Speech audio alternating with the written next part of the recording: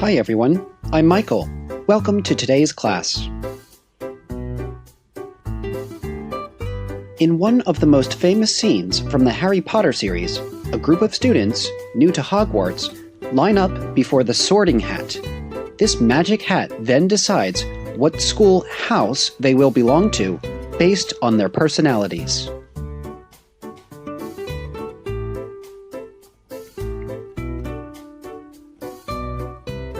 It's always fun to think what house we would belong to.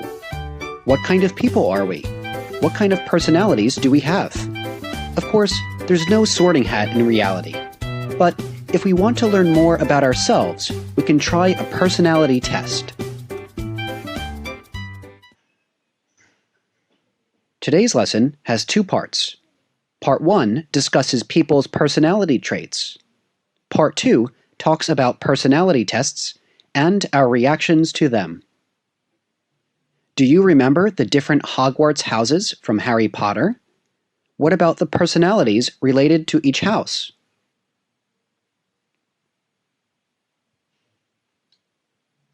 House Gryffindor, Harry's house, is for brave students. House Ravenclaw is for intelligent students. House Slytherin is for students who are ambitious and maybe a little dishonest. And then there's Hufflepuff, for nice, reliable students. Compared to the brave Gryffindor, Hufflepuff students may seem a little boring. They are kind and supportive, modest and loyal. But these are often more important than we realize. Consider loyalty. To be loyal means to always support someone or something. We need loyal friends to stand by us no matter what. As our Dongni course says, in a group setting, loyal people will act to support the decisions of the group.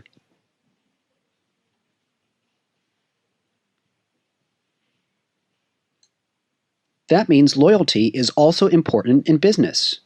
Dongni course says that a strong team needs a good leader and loyal followers. Loyal people can be depended on to follow their leader. If employees cannot support their boss, it hurts team spirit as well as productivity.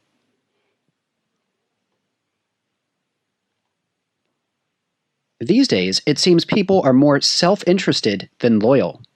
A popular expression in America is, "You gotta do you."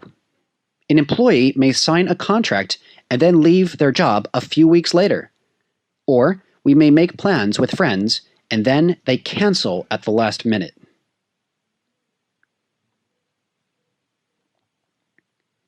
So, if we find someone loyal, we should value that friendship. When life gets tough, the loyal people will support us no matter what happens. Another important trait is modesty. Our Dongni course says that modest people don't show off their strengths, but are often very good at what they do.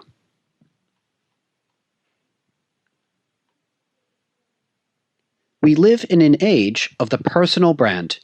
Plenty of people claim to be experts and thought leaders. Others sell themselves as social media KOL, or key opinion leader, and internet celebrities. There are a lot of big egos and there's a lot of big talk.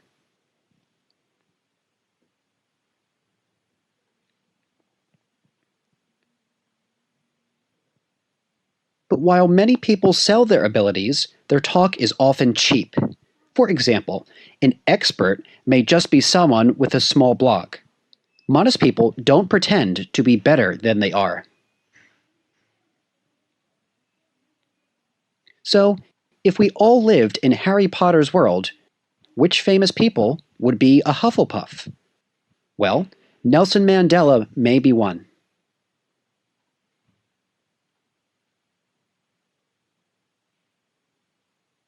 Nelson Mandela was an African political leader. He was famous for ending racial inequality in South Africa. But for protesting South Africa's racist government, he was sentenced to 27 years in prison.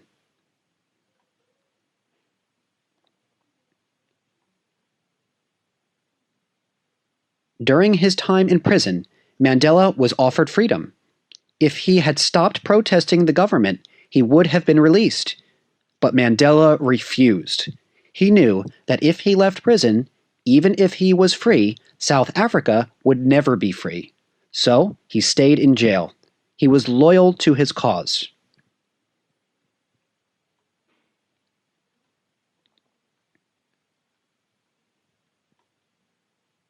Even though Mandela was seen as a central figure in South African independence, he was always modest. He never believed that he freed South Africa by himself. He said that he was only one person in a larger movement. He never pretended to be anything more than a normal protester. Can you think of anyone who is modest and loyal?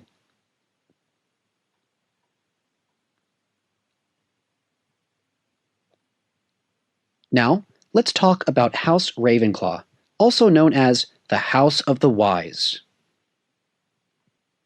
Ravenclaw students are intelligent and creative. They love to learn. They are seen as hardworking students and great test takers. Perhaps there are a lot of Ravenclaw students in China.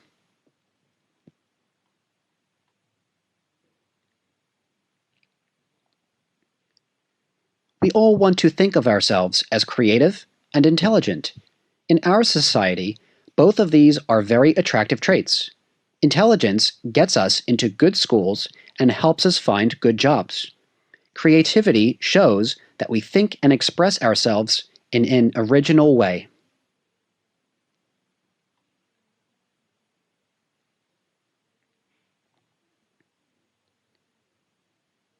But many highly intelligent and creative people can be a little unusual. They may have a hard time talking to other people. Or they may have weird habits. For example, when Beethoven was writing music, he would frequently pour water all over himself. Ravenclaw students are said to be a little unusual.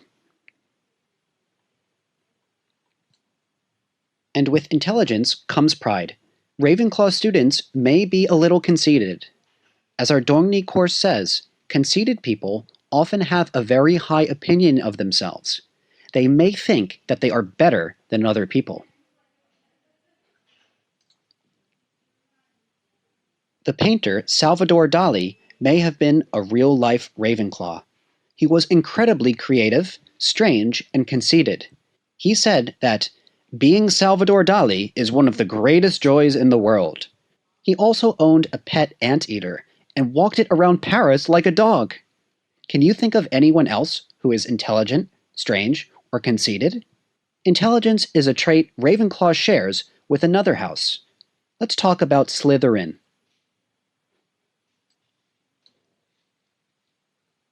Perhaps the most notorious house at Hogwarts is Slytherin. Slytherin students are intelligent and ambitious, and they may stop at nothing to realize their ambitions.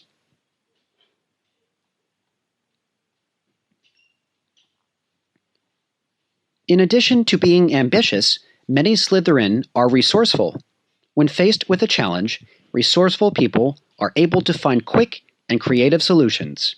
For example, in business, if someone is resourceful, they may think of inventive ways to save money while maintaining quality.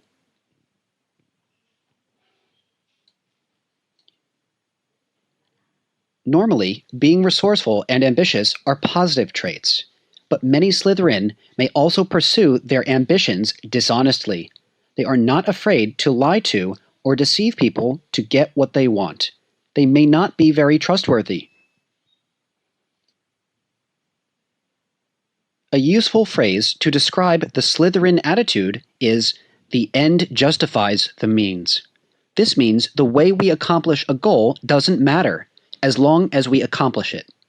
Success is the only thing that's important.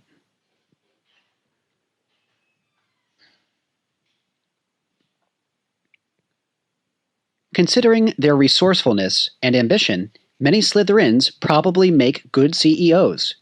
Consider Sam Walton, the CEO of Walmart. Sam Walton grew up without a lot of money and built Walmart from nothing. In terms of the money it generates, Walmart is the world's largest company. Walmart's success is the result of Walton's ambition. He went from nothing to being the second richest man in the world.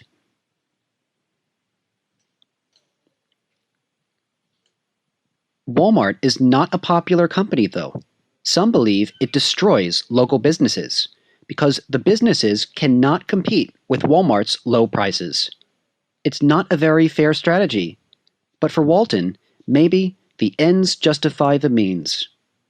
Can you think of anyone who is ambitious and resourceful? Now, let's talk about the traits of House Gryffindor, which include courage, confidence, and arrogance. Gryffindor students are the heroes of the Harry Potter world. They are famous for being brave. They are also very confident, and that can make them a little arrogant.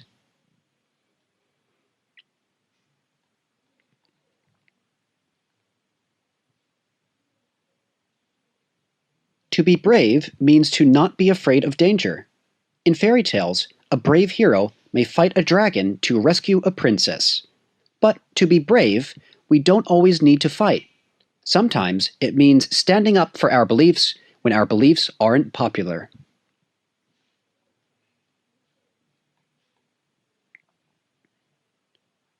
Gryffindors are also confident. As our course says, someone who strongly believes in their ability to do something is often confident. For example, if someone is confident at playing the piano, they may not be nervous when playing in front of others.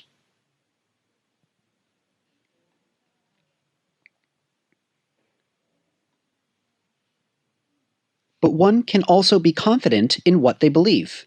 They may have a clear sense of what is right and wrong, and they may be willing to fight for what they believe is right. For example, Harry Potter often stands up to bullies when they tease his friends. Of course, sometimes we can be too confident, which can lead to arrogance. To be arrogant is the opposite of being modest. While someone modest may believe they're nothing special, an arrogant person believes their abilities are better than they are. While a modest person may be aware of what they don't know, an arrogant person won't question their beliefs. For example, if someone does well at work, it may go to their head. Rather than continue to work, they may get lazy and see themselves as naturally talented or unable to fail. So, sometimes success can lead to arrogance. To better understand our personalities, we don't need a sorting hat, though. We can take a personality test. In fact, personality tests have become incredibly popular. The personality assessment industry generates over $1 billion a year.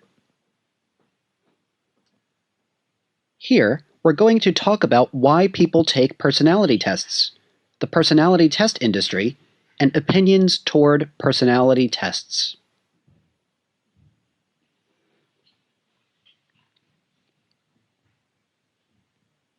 There are a number of reasons why people take personality tests. One of the most common reasons is to learn more about ourselves. Sometimes we feel we behave in a certain way, but we don't know how to express these traits in words. And it's also fun to hear that we may have traits we haven't considered before.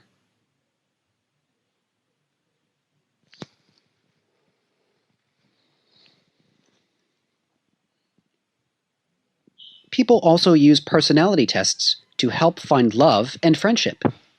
Look at online dating. A dating site may ask its users to complete a personality test, and then use the results of each test to match users.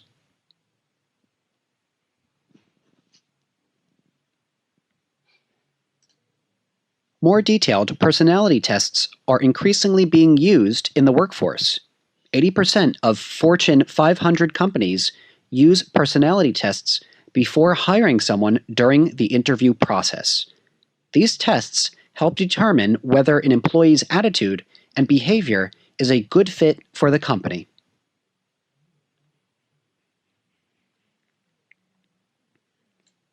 For example, the firm KPMG uses personality tests to find out someone's communication style and decision-making ability.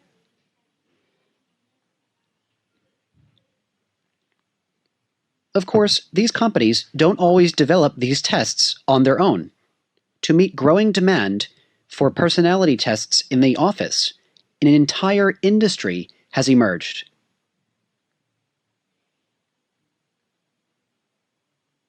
The personality assessment industry is very profitable. As of 2013, it earned from around $2 to $4 billion.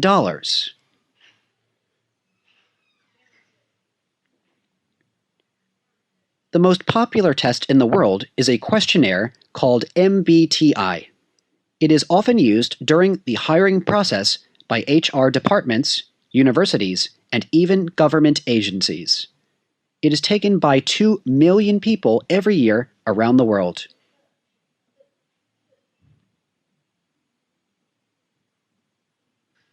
The personality assessment industry isn't just for companies that sell personality tests either.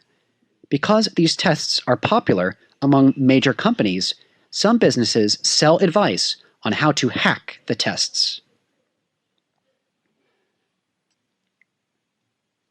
For example, a common MBTI question is, do you like to be in noisy crowds?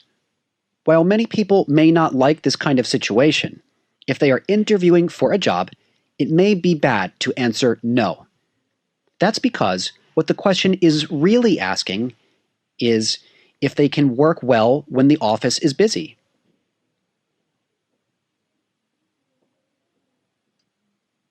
Many people have different opinions when it comes to personality tests. For some, it's a great way to know themselves. But others may find them unfair, confusing, or even upsetting.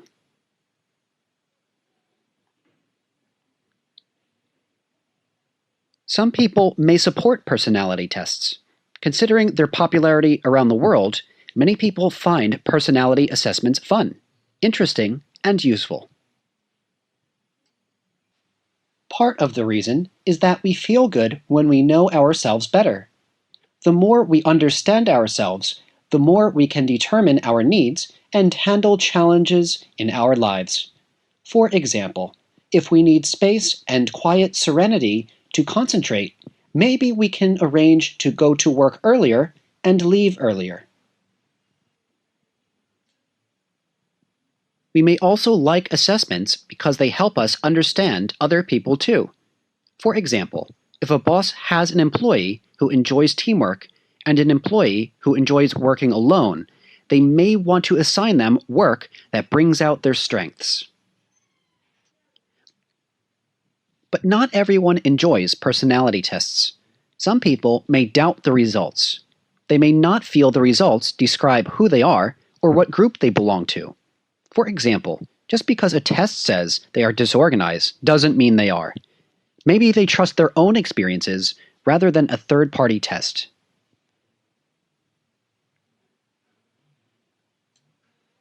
Some people believe putting ourselves in categories can limit our own behavior. They may think these tests ignore the importance of personal growth. For example, if someone is shy, maybe they need to get out of their comfort zone and talk to more people. But if a test says they dislike being in groups, it reaffirms their beliefs. Instead of challenging themselves, they just accept the results.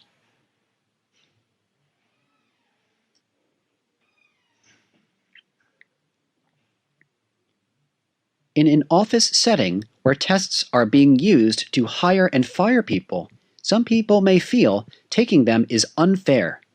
Most people probably want to be judged based on their performance, not their personality.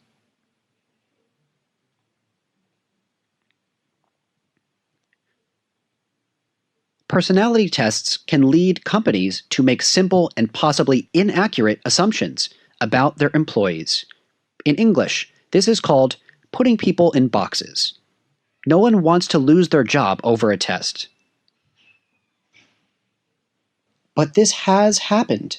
For example, in England, a productive employee was fired after receiving a promotion because of the results of his personality test.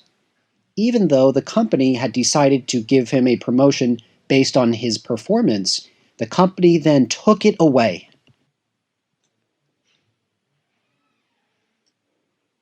When making a decision to fire an employee, should someone's test results have more influence over personal experience?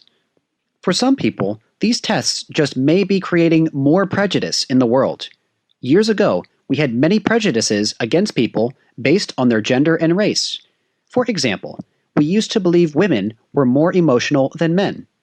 We have learned those prejudices were wrong and unfair. Do we really need new ways of labeling people?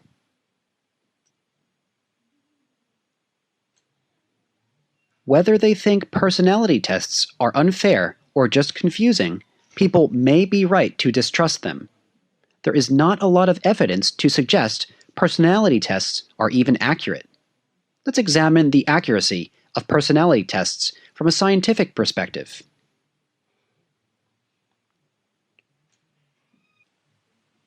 In science, when judging the effectiveness of a test, the two most important factors are reliability and validity.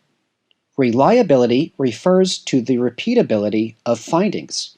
If a test is reliable, no matter how many times we take it, our results should be the same or similar. On the other hand, validity is an indication of how solid a test is. If a personality test has a high validity, its findings will accurately reflect an individual's true personality.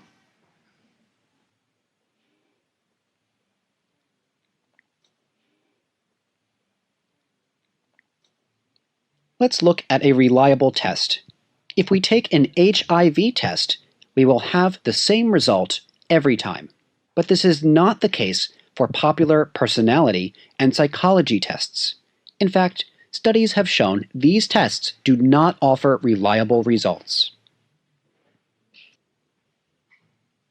For example, at the University of Pennsylvania, a psychology professor took MBTI several times over a few months.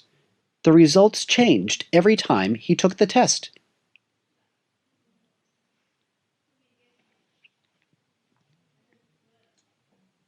Now, let's look at why these tests may not be valid.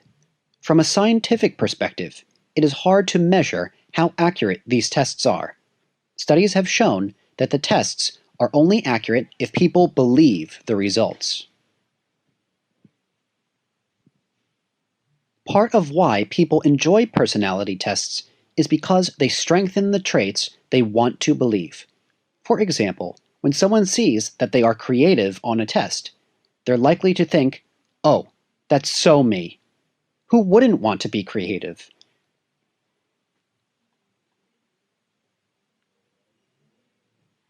At the same time, people may ignore negative test results without questioning their accuracy.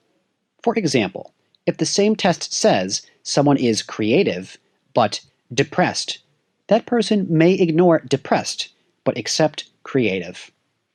In other words, we believe what we want to believe. This is known as the Barnum effect.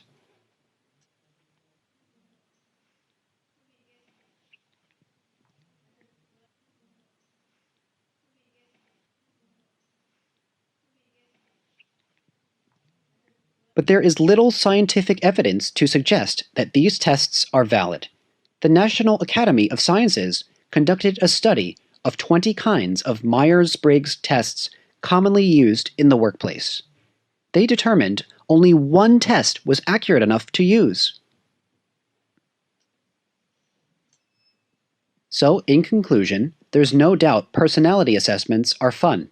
We can share the results with our friends, get a little confidence boost, and maybe even learn something about ourselves.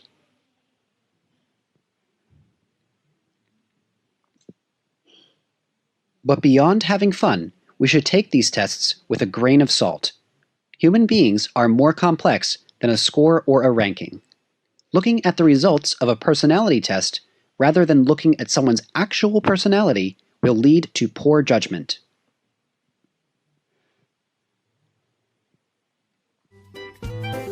Well, that's it for today. Let's quickly review what we learned. In the first part, we examined the different personalities that the students in the Hogwarts houses have.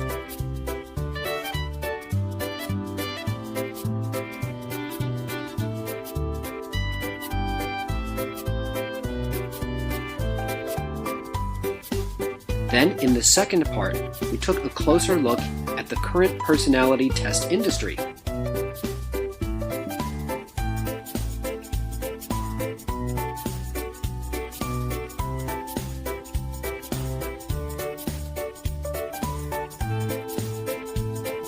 Remember, when making important decisions, we should rely on more than just third-party assessments. And if we do use these tests to make decisions, we should use them responsibly. I'll see you next time.